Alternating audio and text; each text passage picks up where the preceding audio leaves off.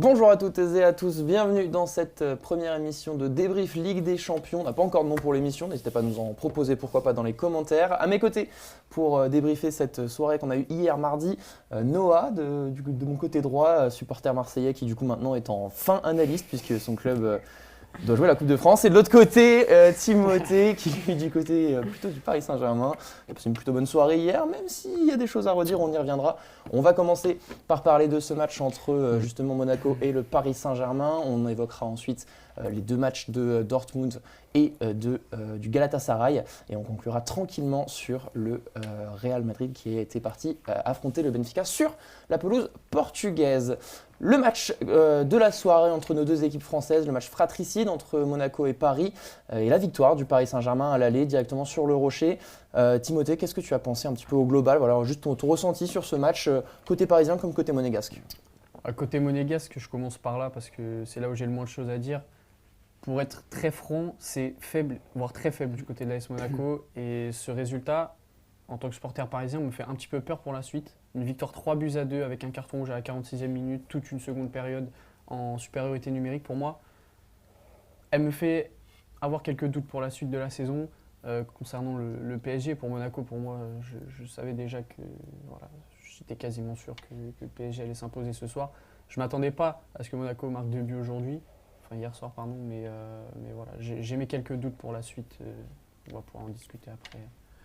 De ton côté, Noah, une petite impression sur ce match Je pense que tout le monde s'attendait à une grosse victoire du Paris Saint-Germain et au final, on a été plutôt surpris. En plus, ils ont été menés par 2 buts en début de match. On a été vraiment surpris, ils ont quand même eu assez chaud. Et ouais, il y a des petites difficultés défensives notamment, donc forcément, ça fait peur pour la suite.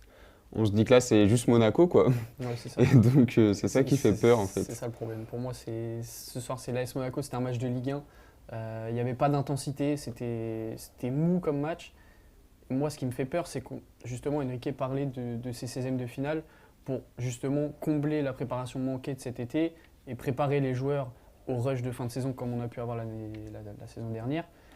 Là, ce que je vois aujourd'hui, j'ai pas l'impression de voir des joueurs prêts physiquement, j'ai pas l'impression d'avoir des joueurs qui ont envie de faire comme ce qu'ils ont pu faire la saison précédente. Et défensivement, effectivement, il y a des lacunes qu'on voit vraiment fortement. Hier, Marquinhos, j'ai vraiment pas aimé son match. J'aime pas lui taper dessus parce que c'est le capitaine de cette équipe. Mais j'ai pas aimé son match. Le but au bout de 55 secondes, je comprends pas comment on peut le prendre. Marquinhos qui sort complètement de son bloc, il avance comme s'il était numéro 8 en train de faire un pressing. Au final, ça fait un gros espace dans la défense derrière et le centre au second poteau, il n'y a complètement personne. Vraiment, ce début de match, il m'a vraiment énervé en tant que supporter parisien et j'en attends beaucoup plus défensivement en tout cas parce que c'est sûr que quand on va jouer contre une équipe comme Chelsea ou contre le Barça, on va prendre un bouillon en défense si ça continue comme ça, c'est certain. Ouais, une défense de Paris un peu faible, mais à contrario, un joueur qui a été le déclic pour le Paris Saint-Germain, c'est l'entrée de Désiré Doué. À la 20e minute, il est venu remplacer Dembélé qui était gêné musculairement. On savait un petit peu avant le match. Finalement, il avait été aligné par Luis Enrique. Cette entrée de Désiré Doué qui marque un doublé, non, il marque un but et une passe décisive. Doublé oui, à la fin, c'est lui qui marque le troisième, donc ça doublé plus passe décisive. Noah, comment on le sent? Est-ce que c'est un sursaut d'ego pour Désiré Doué qu'on a beaucoup décrié récemment dans la presse? Je pense que oui, comme il a été critiqué sur ses derniers matchs. Je pense que là, vraiment, il voulait essayer de se rattraper, de faire parler de lui, de marquer des buts, et c'est ce qu'il a réussi à faire hier. Donc, félicitations à lui. Après, la question, c'est est-ce qu'il va réussir à tenir une régularité comme ça sur tous les matchs à venir et être décisif comme ça en Ligue des Champions notamment. Ça, c'est une question qu'on se pose. Donc voilà, en tout cas, très bonne performance hier. Ça, on peut que l'admettre. Mais voilà, la question, c'est est-ce qu'il va pouvoir continuer sur cette lancée-là? Alors, honnêtement, très grosse performance, réaction de champion. On sait que les joueurs, quand ils sont touchés dans leurs égos, ça peut être quitte ou double, soit une grosse prestation comme on a eu ce soir et ça peut complètement relancer derrière, soit justement ils peuvent s'enfoncer en se mettant un masque sur les yeux. Voilà, la Doué, sa célébration, j'ai beaucoup aimé et j'ai fait partie de ceux qui trouvaient justement que collectivement il n'était pas autant en phase que la saison précédente. Donc là vraiment sa réaction elle m'a fait hyper plaisir et j'espère qu'il va réussir à tenir ça jusqu'à la fin de saison. Est-ce qu'on s'inquiète un petit peu de l'état du groupe, Timothée, on va dire l'entente entre les joueurs, hein, évidemment les déclarations de Dembélé, de Marquinhos après le match contre Rennes, la déconvenue contre Rennes. Là, donc tu l'as dit, il y a eu cette célébration de Désiré Doué qui a été partagée aussi par Hakimi, hein, quand il a marqué, lui aussi a un petit peu réagi de la même manière. Voilà.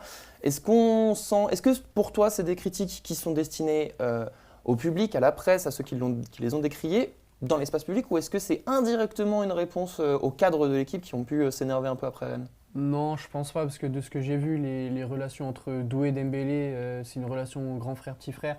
Depuis qu'il est arrivé au PSG, il a toujours fait en sorte d'intégrer Désiré Doué et de le former comme il a pu le faire ces derniers temps.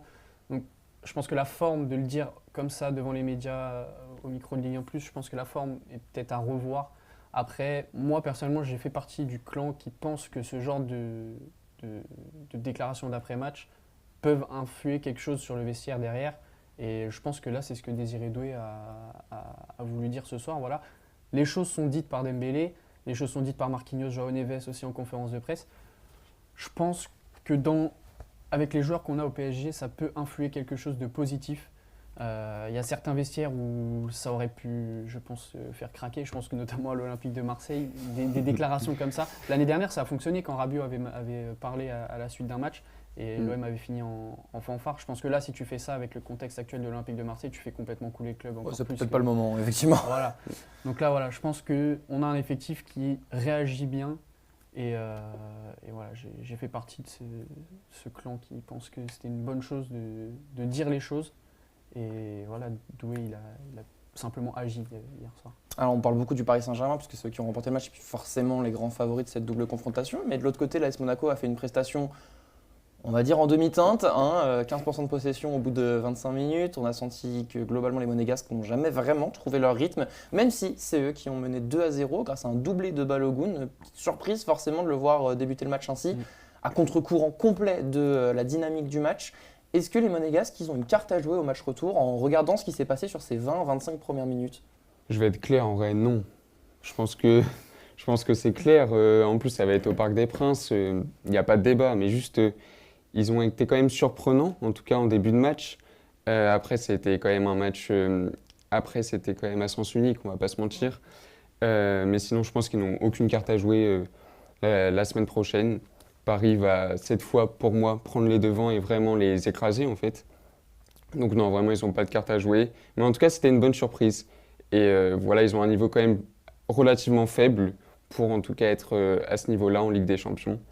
Donc voilà, pour moi, Paris va filer tout droit en qualification. Un point de vue partagé. Je suis d'accord, je pense qu'au Parc des Princes, il n'y aura pas de match. Après, là où je disais que j'émettais quelques doutes, comme tu as dit, Noah, le niveau il est très faible à Monaco. Il n'y a rien eu, mis à part ces deux occasions. Et là, c'est ce qui me fait peur, c'est qu'on prend deux occasions dans les 15 premières minutes, des sorties des défenseurs qui ne doivent pas avancer, un mauvais marquage derrière, et on prend deux buts en fait. Deux buts sur deux frappes, 15% de possession. Si sur 15% de possession, Monaco arrive à mettre deux buts, avec 50% de possession, le Barça nous en met 5. Au bout d'un moment, il faut être réaliste. Défensivement, il y a des grosses lacunes. Et au-delà de défensivement, je pense que moi, il y a un gros problème au PSG actuellement, c'est la gestion des gardiens de but. Je ne vais pas refaire tout le débat avec Donnarumma, mais pour moi, c'est une grosse erreur d'avoir laissé partir Donnarumma. Les Citizens, aujourd'hui, sont très heureux d'avoir Donnarumma dans les buts. Et voilà, après tant d'années à chercher ce gardien au Paris Saint-Germain, on l'a trouvé avec Donnarumma, on le fait partir directement dès la finale de Ligue des Champions, la victoire, là où un gardien nous a emmenés en finale de Ligue des Champions, nous a permis de passer un cap. Et au final, tu te retrouves aujourd'hui avec Safonov, deuxième gardien de Donnarumma, deuxième gardien de Chevalier, qui est titulaire au PSG. Pour moi, il y a un gros problème. Et Safonov, hier, il a fait un mauvais match. Le premier but, il est complètement au frais sur le centre au second poteau. Et le deuxième but, il est complètement en retard sur la frappe de Balogun. Donc pour moi, il est complètement fautif. On peut parler de la défense, mais Safonov, j'aime pas lui tirer dessus parce qu'il a eu très peu de temps de jeu depuis qu'il est au PSG. Là, il se retrouve dans une situation où il est titulaire à la place de Chevalier. Chose que je n'attendais absolument pas quand Chevalier a signé cet été. Mais pour moi, il y a un gros problème. Il y a un gros problème de gestion. Et je pense, là, ça nous coûte déjà 2 buts face à l'AS Monaco, comme on l'a vu, avec 15% de possession. Qu'est-ce que ça va être quand on va jouer une grosse équipe? Chelsea ou le Barça en 8e de finale, ça va être une frappe à un but. On va prendre 3 frappes dans le match, 3 buts, comme on a pu avoir l'année dernière face à Liverpool, une frappe, un but. Et au final, on s'impose au match retour au péno. Mais voilà, moi, ça me fait peur. Franchement, ça me fait peur de partir en huitième de finale avec cette situation qui n'est pas saine, selon moi, au poste de gardien. Ouais, Safanov qui avait déjà été inquiétant contre Rennes ce week-end, hein, clairement, bon, pas fautif sur tous les buts, mais c'est vrai que là, hier soir, c'était assez évident, en tout cas notamment sur le deuxième où la sortie, il est vraiment complètement en retard. Il n'y avait pas que Paris et Monaco hier qui ont joué la Ligue des Champions, on a eu d'autres clubs, d'autres rencontres. La première à 18h45 qui opposait le Galatasaray à la Juve. La Juve a mené 2-1 avant un carton rouge un petit peu plus tard dans le match et surtout un retour des Turcs assez improbable. Et finalement, c'est le Galatasaray qui s'est imposé 5-2.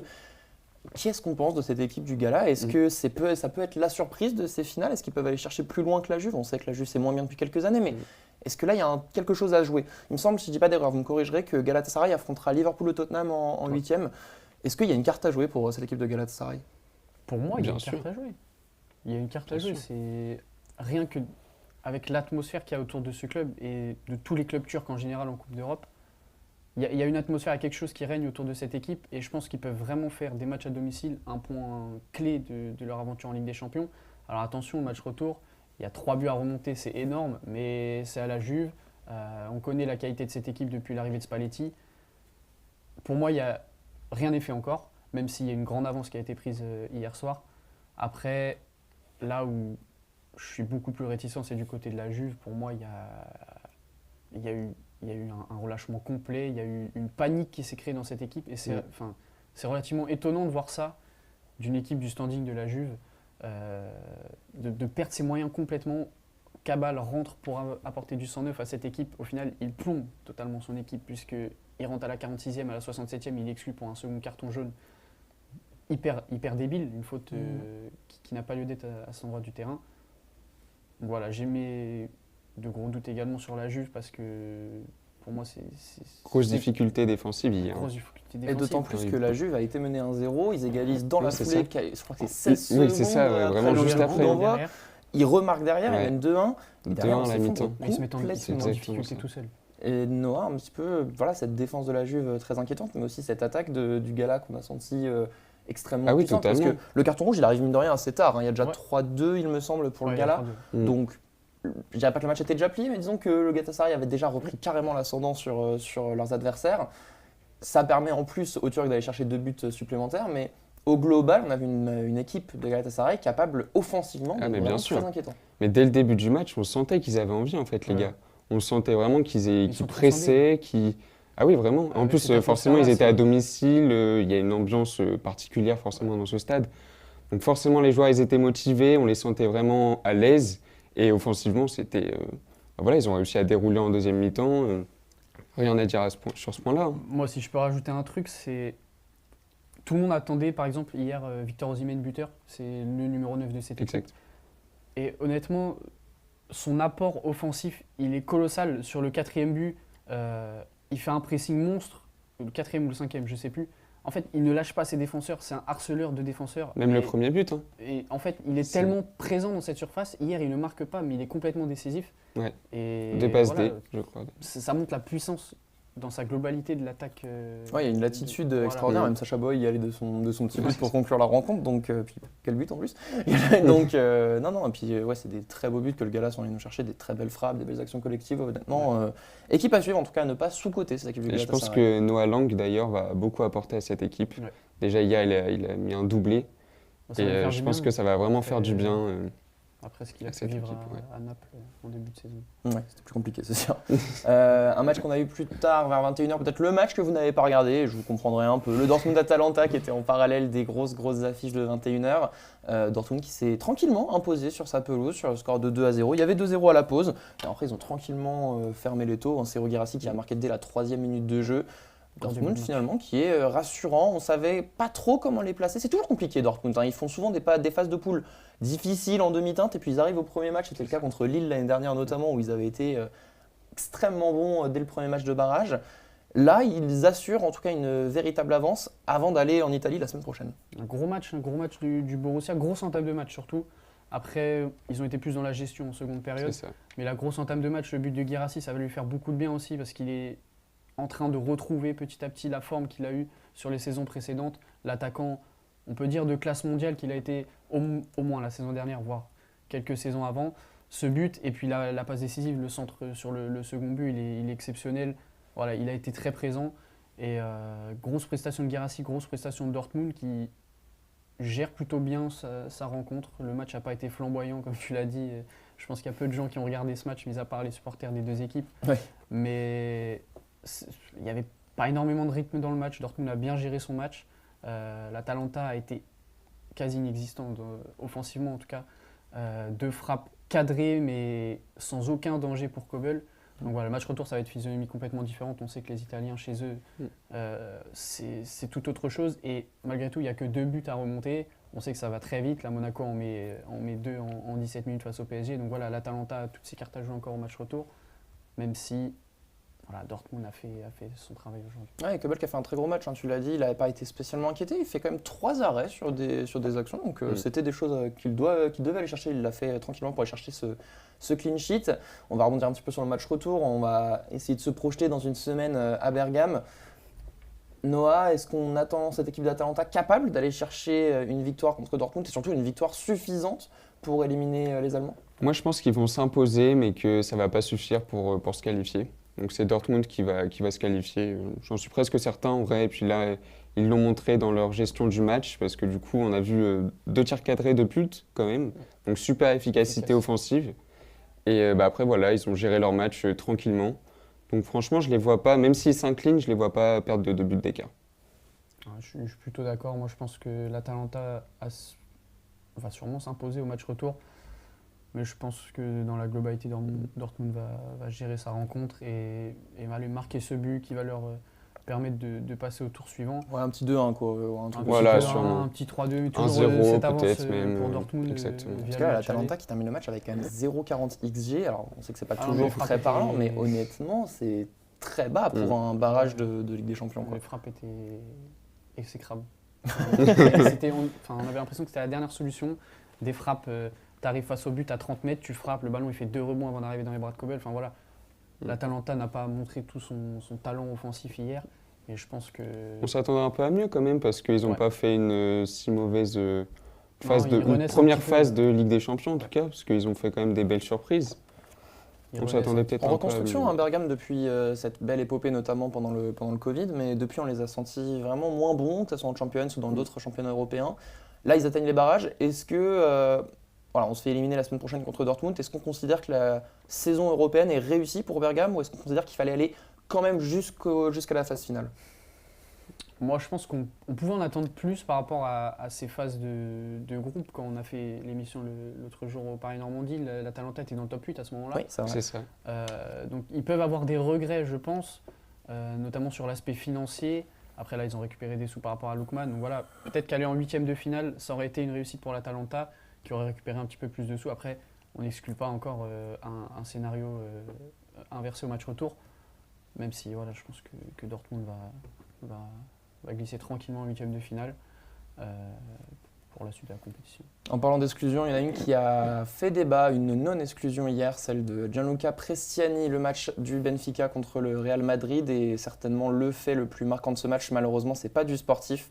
Les potentielles insultes, on va pas garder la présomption d'innocence, mais a priori, les insultes racistes prononcées par Gianluca Prestiani à l'encontre de Vinicius Junior juste après avoir ouvert le score, il l'aurait traité, encore une fois on prend des pincettes, mais de singe, mono en espagnol.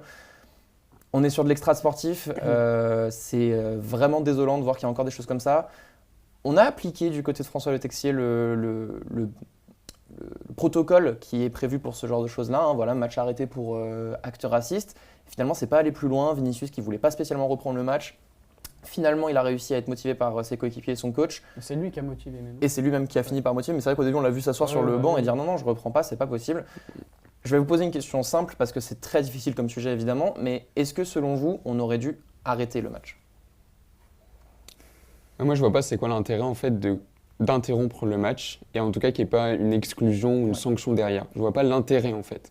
Déjà, on se dit mais dans quel monde à l'heure actuelle où on est, il y a encore des insultes racistes pendant des matchs de foot, mais même dans n'importe quel contexte en fait. Et les supporters, on connaît, c'est ça, mais là c'est un joueur, c'est encore pire. Oui, c'est ça, mais passe un c'est cap C'est des encore. situations qui Quand un sont inouïes, joueur hein, insulte un autre joueur, c'est encore pire. Et puis en plus, comme on a pu le voir, le public supportait son joueur, on l'a pu le voir. Vinicius a été sifflé en plus Alors, je vais mettre par les je supporters vais mettre du Benfica. mon holà sur le public parce que je leur regarde le côté où eux ils sont dans les tribunes, ils n'ont pas forcément les tenants et aboutissants de ce qui s'est Ouais, passé. bien sûr. Alors je dis pas, hein, Oui. ils ont forcément un accès au téléphone et ils peuvent regarder sur les réseaux sociaux, là-dessus on est entièrement d'accord. Mais j'ai pas non plus envie de leur jeter la pierre parce que en vrai, dans l'euphorie du truc, etc., t'es de Ouais, non, loin, ça- t'es dans les ça peut se comprendre. dans les travées, tu sais pas ce qui s'est dit. Moi je remets Ouais, la non, je faute comprends. spécialement sur le joueur, ça nous rappelle forcément une histoire, c'était Paris contre, j'aurais pu me rappeler du club, où il y avait un arbitre qui avait prononcé un mot que je ne peux évidemment pas redire ici pour des raisons Başakşehir. évidentes. En Contre- Ligue des Champions, Başakşehir. Ouais, c'est ça, contre le club turc en phase de groupe, c'était il y a quelques années maintenant. Le match avait été arrêté, avait été repoussé au lendemain après qu'un arbitre ait eu des propos racistes. Donc techniquement, on peut le faire. On peut arrêter le match et dire on reprend le lendemain. Surtout qu'en soi, on était assez avancé, on était à la 47e minute, je crois, c'était juste après le but de Vinicius. Donc Ouais, on est dans ces eaux-là. 49e, ouais, je crois que c'est ça. Finalement, on a eu le droit à une scène cauchemardesque où on voit pendant 10 minutes le match arrêté, tout le monde qui court partout, Mourinho qui essaye de calmer Vinicius. Mourinho d'ailleurs qui, après en conférence de presse, enfin en tout cas a défendu son joueur. Enfin, Il a a pas dit je pris prends pas parti, parti, mais- mais bon disons que ne pas prendre parti pour ce genre de situation, c'est déjà prendre parti. C'est ça. Il a dit qu'il est provoqué quand même, hein. Un peu. Non, mais il prend d'ailleurs carton rouge parce qu'il essaye de pousser pour faire exclure Vinicius.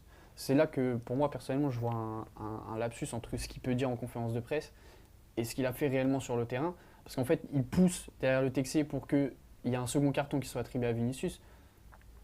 Pour moi, il a pris parti indirectement à ce moment-là en fait, du match.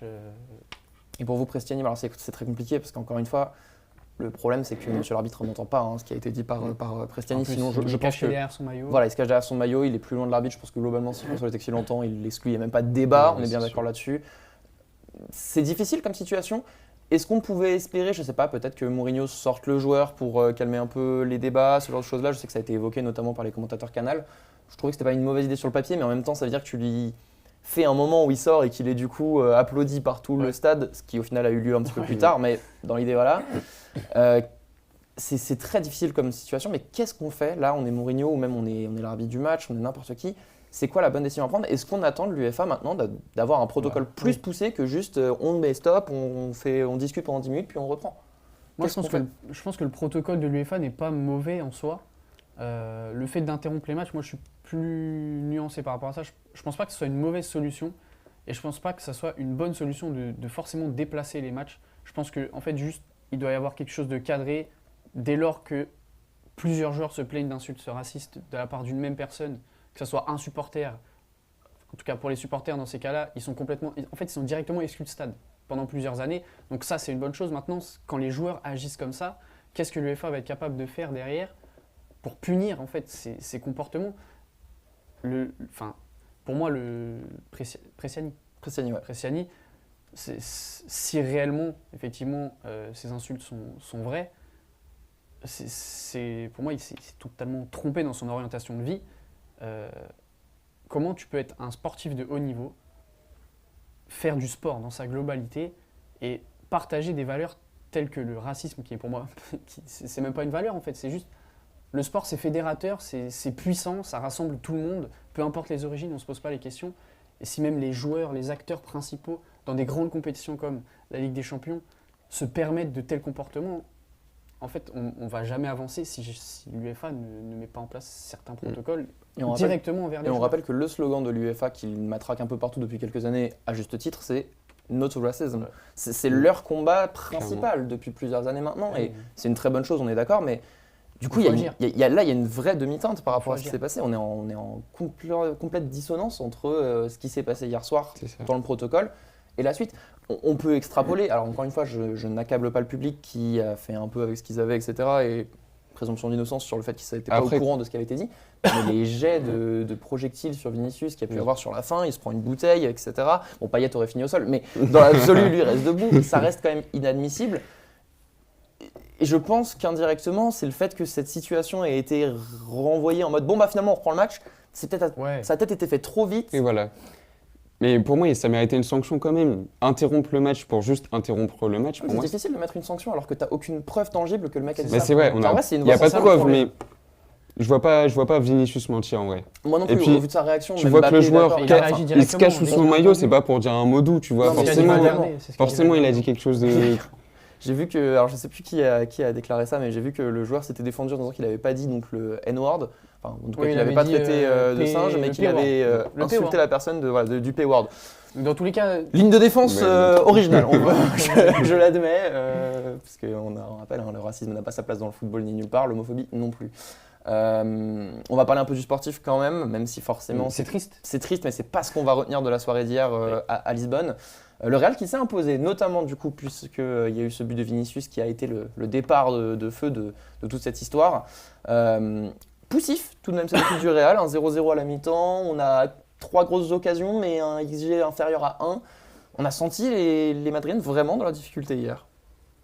Moi, je suis plutôt nuancé. Je trouve qu'ils ont plutôt réalisé une bonne rencontre. Après, ils ont manqué d'efficacité, ça c'est clair. Ils ont manqué d'efficacité. Il y a eu beaucoup de frappes hors surface. Il y a eu un gros match de Troubine aussi, qui, sans cette frappe de Vinicius, repart facilement homme du match hier. Voilà, ils ont fait face à 2 problèmes, manque d'efficacité et un très bon gardien en face. Thibaut Courtois a réalisé un très gros match aussi du côté du Real Madrid. C'est lui qui a permis de gérer les temps forts du Benfica en réalisant des super parades. Et voilà, le but de Vinicius, pour moi, c'est une conséquence du travail du Real Madrid devant le but. Et franchement, son but, il est magique. Et c'est triste aujourd'hui qu'on ne parle plus de ce qui s'est passé hier que de son but qui est fantastique et qui mériterait qu'on en parle beaucoup plus. Juste, je finis sur ça et Noah, je te laisse en parler après. Quand Vinicius marque, après, il fait sa petite célébration dansante, etc. Moi, je ne comprends pas pourquoi... Et j'ai été beaucoup derrière, du mauvais côté en tout cas, par rapport à Vinicius, dans le sens où je n'aimais pas son comportement sur le terrain. Comment on met encore des cartons jaunes à des joueurs pour des célébrations, alors que tous les week-ends, partout, on a des joueurs qui font des chutes aux supporters devant le cop adverse. On a toujours des provocations. Vinicius, il a toujours été comme ça. Je ne comprends pas pourquoi à Vinicius on met un carton jaune, pourquoi aux autres on ne le fait pas. Après, est-ce que le carton était là pour la provocation ou pour la longueur de la célébration? Parce qu'il faut aussi se poser la question, peut-être que François Texier a jugé qu'on avait dépassé le temps acceptable pour une célébration, parce que ça a duré très longtemps aussi la célébration de Vinicius. Je dis pas que t'as tort, hein, je pose la question parce que la célébration en tant que telle, on est d'accord pour dire qu'elle ne mérite pas un jaune. Non, il ça va ne mérite danser pas au un niveau jaune. du poteau de corner. On forcément. l'a déjà vu des dizaines de milliers de fois cette bien sûr. célébration. Ça nous rappelle évidemment le carton jaune de Cavani quand il avait pris un carton en tirant vers le public et là c'était plus discutable, mais bon à l'époque c'était pareil, c'était une célébration qui faisait toujours. Là il a dansé sur un poteau, c'est ça. Il n'y a rien de bien foncièrement méchant. Je comprends pas. Moi, je trouve que ça restreint vachement les joueurs de les sanctionner même comme plus ça. célébrer Mais oui, comme, c'est ça. C'est leur moment de joie, il faut leur laisser. Ouais, Puis là, on c'est sort ça. d'une Exactement. mi-temps hyper tendue où ça a été extrêmement bataillé. Vinicius qui marque enfin sur un très beau but, tu l'as dit. Il mérite de pouvoir. Mais oui, c'est ça. Et puis juste même, célébrer, ça met un peu Vinicius, de on connaît. spectacle aussi. Enfin, Carrément. voir comme ça des célébrations de joueurs à chaque fois Ça qui rajoute sont- de l'attention. qui révèlent en fait leur personnalité Ouais, c'est un ça. peu, tu vois. Et bah, je C'est- trouve que c'est bien. Et du coup, ça restreint vachement de leur mettre un jaune juste pour ça, je trouve. Pour Ça a moi, aucun intérêt. Ça mérite pas carton jaune et je comprendrai jamais pourquoi mettre un carton à un joueur. Si le joueur vient, il célèbre devant le gardien, il le Oui, à la pousse. rigueur. Mais là, Oui, forcément. il est au poteau de corner, il regarde même pas les supporters, juste Mais il oui. danse. Enfin, au bout d'un moment, je trouve que c'est très sévère et je comprends la réaction de Vinicius de perdre ses moyens entre guillemets derrière auprès de Le Texier. Carrément. C'est pas compréhensible pour moi. Sur le match en tant que tel, donc Timothée nous a dit que tu étais plutôt Moi, ils pas ont été dans la convaincu du gestion, Real, mais que c'était ouais. correct. Ouais, c'était correct. Toi, est-ce que tu as été vraiment convaincu par cette équipe du Bah, Real ou est-ce que en vrai, plutôt quand tu sens même, la hein. difficulté quand même? Parce que on a pu voir quand même qu'ils avaient perdu au dernier match contre Benfica, donc au Benfica. Donc là, forcément, quand ils s'imposent, on se dit quand même que c'est une bonne prestation. On a pu voir notamment en première mi-temps où ils ont eu beaucoup de ratés, notamment Mbappé. Mbappé n'a pas été assez. Donc voilà, je pense que le match était plutôt maîtrisé, même si en seconde mi-temps, il y a quand même eu des temps forts pour le Benfica. Ils ont commencé très Et fort. il y a ils eu ont un mis du temps grand à se mettre Courtois dedans, quand même. ouais. Grand Courtois qui a permis du coup de garder la cage violet. Mais voilà, je pense que c'était une équipe solide. Mais voilà, forcément, comparé au grand Real Madrid qu'on connaît, là, il n'y a aucune comparaison possible en fait. Mais peut-être qu'ils vont Ils ont monter en géré- puissance. ils ont géré leurs Peut-être résultats qu'ils vont monter en et- puissance aussi. Je pense que ce résultat ce soir, il va leur permettre derrière au Bernabéu de gérer tranquillement la rencontre. Ah oui, c'est sûr. Je vois C'est la pas question que j'allais Benfica- vous Oui, poser derrière. forcément. Est-ce qu'on imagine José Mourinho, qui sera dans le public, puisqu'il a pris un carton rouge sur les dernières vrai. minutes, est-ce qu'on imagine le Benfica réussir à voler une Non. qualification Non, pas du tout. à Madrid? J'y crois pas du tout. Oh bah dis donc, les débats ont été Ah non, rapides, non, hein, bah oui. c'est sûr. Non, J'y crois pas du tout. Ils vont être dans la gestion peut-être, le Real un peu Ouais, plus dans avec la cet gestion. avantage. Ouais, ou peut-être dans la démonstration. hein. Ouais, ou dans la démonstration, l'un ou l'autre. Ah, c'est vrai que le Pour moi, il y Benfica a la va être obligé de démonstration, sortir hein. un peu plus aussi, ça va être, il va y avoir Sortir beaucoup un peu plus, on d'espace. va devoir prendre des risques et forcément quand tu as Vinicius, Mbappé, peut-être Rodrigo à ce moment-là, Ouais, c'est ça. qui vont prendre la profondeur, derrière tu vas prendre le bouillon. Je pense sincèrement que le Real va... Bah, c'est ça. va Et puis bien même, aller. je pense que Vini, il va vouloir un peu, Ouais. avec ego, on va dire, se venger un peu. Donc je pense qu'il va vouloir Ouais, je faire pense un qu'il va gros match gros retour. aussi, ouais. Même Mbappé, du coup, qui a fait un mauvais match hier, je pense qu'il va vouloir se rattraper parce que là, on va pas se mentir, c'était un de ses pires matchs depuis le début de cette Ligue des Champions-là. Donc je pense que En fait, pareil, il il a va vouloir tellement- il a se tellement été bon rattraper. depuis le début de la Ligue des Champions que... Oui, du coup, c'est vrai que c'est difficile. Alors en soi, je le trouve pas catastrophique hier. Je trouve qu'il fait... Il a fait une passe D en Manque de soi. réalisme, Il a en fait une fait, passe ce qui D. lui C'est coûte ça, manque de réalisme. cher en termes d'appréciation, c'est on qu'il se manque doit d'être cruellement de sévère réalisme. avec lui. Ouais, 13 c'est ça. buts, 13 On buts est sur très les sévère, matchs, bah, forcément. Mais Donc, tout comme on est avec lui. sévère envers un Barcola au Paris Saint-Germain qui manque de C'est ça. réalisme encore hier, comme on est Ah oui, d'ailleurs, sévère- on n'en a pas on parlé. n'a pas mais parlé le- de ce face-à-face tir de loupé Barcola. encore, Bon, après, voilà. l'arrêt du gardien est improbable. Enfin, il faut aller le Ouais, chercher. il Oui, est oui, très c'est vrai. académique. Il n'est pas académique, voilà, c'est C'est ce qu'ils ça. ont dit, hein. C'est ce qu'ils ont dit sur Canal, je trouvais ça très très juste. On va parler rapidement avant de se quitter des matchs de ce soir, ce mercredi. Donc, on a que des super affiches aujourd'hui, c'est extraordinaire. De l'Europa Aujourd'hui, League. c'était hier. La grosse journée, c'était hier, clairement. Petit peu ironique. Du tout. À 18h45, on aura Newcastle qui ira se déplacer sur la pelouse de Karabakh. Et attention à cette petite équipe de Karabakh qui peut être surprenante. Je fais un tour d'horizon, après je vous demande vos pronos. À 21h, on aura donc 3 matchs comme hier soir. On aura Bodo Glimt Inter, donc sur la pelouse du Bodo, au-dessus du cercle arctique, quand même bien le dire. Des matchs. On a des formes. À 21h, la plus belle affiche de la journée, ça me désole de dire ça, Club Bruges contre Atlético Madrid, mais sur la pelouse de Bruges, donc ça peut être intéressant. On a vu qu'à domicile, ils étaient très bons depuis le début de la saison. Oui, bon, Voilà. on va éviter d'en parler. Et dans le même temps, à 21h aussi, le Olympiakos, Leverkusen sur la pelouse de l'Olympiakos. Vos pronos un petit peu en vrac, d'abord Karabakh-Newcastle, nous parler rapidement de ce match, puis un petit prono. Bah, pour moi, je pense que j'ai trouvé Karabakh relativement surprenant sur les premières journées de Ligue des Champions. Après, c'est une équipe qui s'est peu à peu fondue dans la masse de ce classement de Ligue des Champions. Ils ont réussi à se qualifier et c'est déjà énorme pour eux de faire un barrage. Après, moi honnêtement, je pense que Newcastle va gérer son match, même s'ils ne sont pas dans une forme étincelante. Karabakh, en l'occurrence, a un peu de mal en championnat. J'ai un peu regardé ce qu'ils faisaient. C'est des victoires poussives, 2-1. Là, le week-end dernier, je crois qu'ils se sont imposés avec un joueur en moins. Donc voilà, pour moi, ça va être dans la gestion. Newcastle va essayer de prendre au moins 1 ou 2 buts d'avance ce soir face à Un prono Karabakh. arrêté, Ouais, je pense un petit 2-0 pour Newcastle. 2-1 Newcastle, Ouais. Noah, de ton côté. Ah, moi, je pense que ça va être beaucoup plus disputé. Je pense que Karabakh, à domicile, ils vont essayer de faire forte impression, même si au final, au match retour, il n'y aura pas débat. Mais je m'attends plutôt à un match serré, genre un partout, un 2 partout. D'accord. Donc Newcastle qui devrait aller faire la différence plutôt à domicile. Voilà, que c'est ça. vraiment à l'extérieur. Ouais, je pense Bodo plutôt. Glimt Inter, est-ce qu'on croit à la surprise Bodo ou est-ce que là, face à l'Inter qui n'est pas passé loin de faire partie du top 8, ça devrait tranquillement dérouler pour les Italiens? Moi, je m'attends pareil à un match serré, hein. Encore une fois, c'est à domicile pour Bodo. Comme on a pu le voir depuis la phase de poule de Ligue des Champions, Ils sont allés ils ont chercher quand même ces qualifs. été costauds, hein, Leurs deux notamment à derniers matchs, c'est domicile. City, C'est ça, notamment à domicile. City, Donc je pense que ça va être compliqué pour l'Inter, pas si facile que ça, même s'ils sont finalistes de la dernière LDC. Je m'attends pareil à un match serré ou alors une toute petite victoire d'un but de l'Inter, mais tout au plus. Un hein. score arrêté? Ouais. Un partout ou 2-1 pour l'Inter. Grand max. Moi, je crois à la surprise de Bodo ce soir. Les gros, en général, et depuis les quelques saisons, on voit cette équipe en Coupe d'Europe, ont du mal là-bas. Je pense qu'évidemment, le climat qui rentre en jeu, c'est pas simple de jouer dans un froid polaire. Surtout en ce moment. Surtout en ce moment, en plein hiver. Donc, non, je partirais plus sur une surprise du Bodo ce soir, hein, une petite victoire.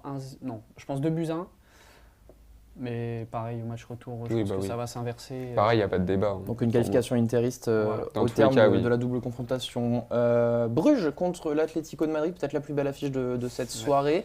Est-ce qu'on croit à ce que Simeone va enfin réussir à trouver la faiblesse de Bruges à domicile, ou est-ce que Bruges va continuer sa belle lancée de matchs chez eux? Honnêtement, avec les derniers résultats de l'Atlético, j'ai un peu cette impression que Simeone choisit ses matchs. Alors je suis un peu entre le cul entre deux chaises, si je peux me permettre. Mais bien sûr, permettez-vous, messieurs. Est-ce que Simeone va choisir ce match pour montrer toute l'étendue du niveau de son équipe, comme on a pu le voir face au Barça la semaine dernière, victoire 4-0 où personne ne s'y attendait? Ou est-ce que, encore une fois, l'Atlético va montrer certaines difficultés, parce que Bruges, c'est très compliqué de jouer là-bas. Monaco s'en souvient, l'OM s'en souvient, et toutes les équipes qui sont allées là-bas. Le Barça a eu du mal aussi à se mettre dedans face à Bruges là-bas. Ils commencent souvent très très fort les matchs. Donc je pense que ça... Ils ont une carte à jouer, les Belges, honnêtement, que ça soit même sur la double confrontation. Je pense qu'il y a une forte possibilité que Bruges crée l'exploit face à l'Atlético. Moi, ce soir, je vois une victoire de Bruges, un petit 2-0, surtout par rapport au match de l'Atlético. Ce week-end, il fait 3-0 face au Vallecano. Je vois une victoire de Bruges ce soir. Moi, je m'attends encore à un match nul, mais en même temps, c'est pas de ma faute si tous les outsiders jouent à domicile. Les matchs sont nuls, Ouais, donc C'est ça. Donc, du coup, je pense que Bruges, pareil, va tenir en tout cas le nul. Je pense pas qu'ils vont gagner. Même si l'Atlético en ce moment, c'est très irrégulier, comme on a pu le voir. Je m'attends vraiment encore à un 2 partout, sûrement avec un match assez ouvert. Ouais, ça va être ouvert, je pense. Parce que, comme on a pu le voir, les deux équipes sont assez offensives quand même. Ils ont une très bonne attaque. Notamment là, avec l'arrivée de Lookman avec l'Atlético. Je m'attends à un match ouvert, 2 partout. Et le dernier match de cette soirée, le Olympiakos-Leverkusen, le match que vous allez tous regarder bien sûr.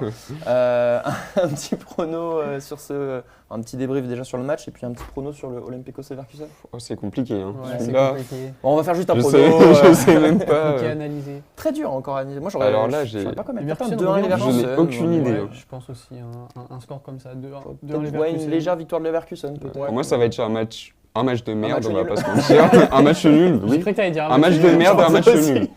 Ça se trouve, ça va être un 0-0, je sais pas. Mais... Après, ça pue le match qui finit en 4-3 aussi, ça. Ah Tu ouais. vois ce que je veux dire? Pour moi, c'est Ouais, soit c'est un ouais. 0-0, soit c'est le C'est match ça. de l'année, tu vois. Ouais, c'est Avec un scénario improbable. moi, j'ai une victoire de Leverkusen quand même. Ah, quand même. Qui revient peu à peu en Bah, forme. j'ai du mal. Hein. J'ai du mal à m'imaginer ça quand même. Après, c'est une ambiance particulière en En- Grèce. En plus, Je les c'est vois s'imposer à ce l'Olympiakos soir. quand même. Donc, Je les vois s'imposer. C'est plutôt faible l'Olympiakos cette année. moi, je vois 4 matchs nuls. Super, merci Noah. Voilà. C'est pour le divertissement. Des matchs qui seront bien sûr à suivre donc à 18h45 pour Karabakh, Newcastle et à 21h pour les 3 autres rencontres sur les chaînes de Canal+. De notre côté, on va se laisser là pour aujourd'hui. Merci messieurs de m'avoir accompagné pour Merci à cette toi. première véritable émission, on va dire. On avait fait un petit test au Paris-Normandie, mais celle-ci va sortir en public, je pense. Donc merci à vous. Merci à l'UEJ qui nous laisse ses locaux, l'Institut européen de journalisme. On est à Rouen, on est 3 étudiants de l'IEJ, donc si jamais vous voulez vous intéresser à ce qu'on fait, abonnez-vous à cette chaîne et puis n'hésitez pas à nous suivre sur les réseaux sociaux de l'IEJ et puis même sur nos réseaux sociaux personnels. On vous souhaite une agréable journée et des très bons matchs ce soir. À bientôt.